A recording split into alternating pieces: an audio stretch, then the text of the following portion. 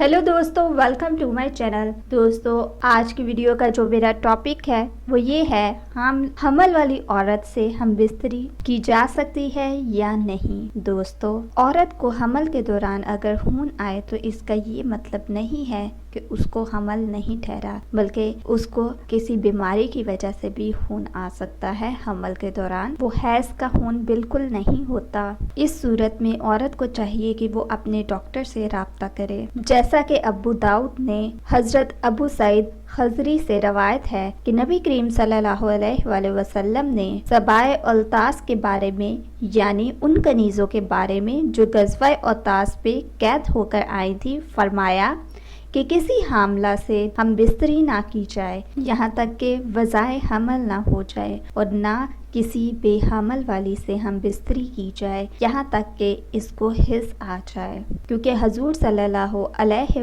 वसल्लम ने हैज़ आने को हमल ना होने की अलामत ठहराया है। बस हमल और हैज़ जमा नहीं हो सकते। अलबत्ता अगर हैज़ आने पर भी किसी हमल का शक हो तो हम बिस्तरी जायज़ नहीं। हो सकता है कि ये हैज़ ना हो बल्कि किसी बीमारी का खून हो।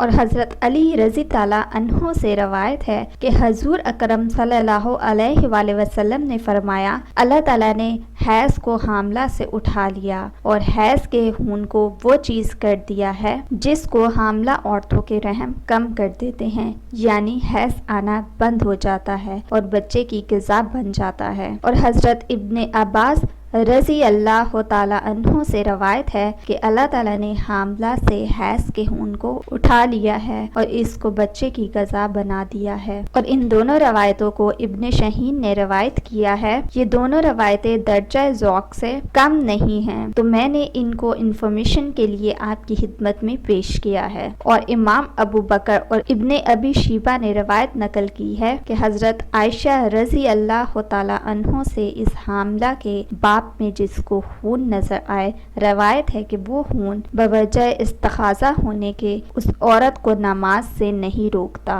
दोस्तों, आज की इस वीडियो में मैंने आप लोगों को हामला औरत के खून आने का शरई हुक्म बयान किया है कि हामला औरत को जो खून आए वो हैज़ नहीं होता और हामला औरत उस खून की वजह से नमाज नहीं छोड़ सकती। तो दोस्तों, ये थी आज की मेरी इन्फॉर्मेशन, मेरी वीडियो।